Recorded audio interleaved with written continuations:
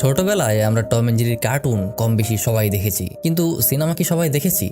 দেখে থাকলে কংগ্রাচুলেশন, কারণ আপনি টম এন্ড জেরির খুবই ভালো একজন ফ্যান। আর না দেখে থাকলেও কোনো ব্যাপার না, কারণ আজকের ভিডিওতে আমরা টম এন্ড জেরির একটা মুভির গল্পই আপনাদের সাথে শেয়ার করতে যাচ্ছি। তাহলে চলুন কথা না বাড়িয়ে গল্প শুরু করা যাক।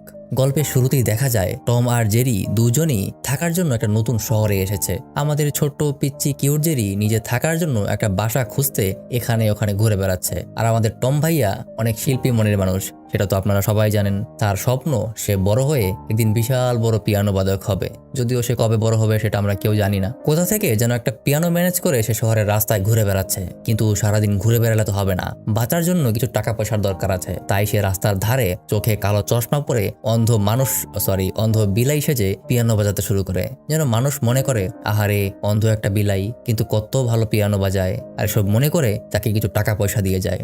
হলেও ঠিক তাই,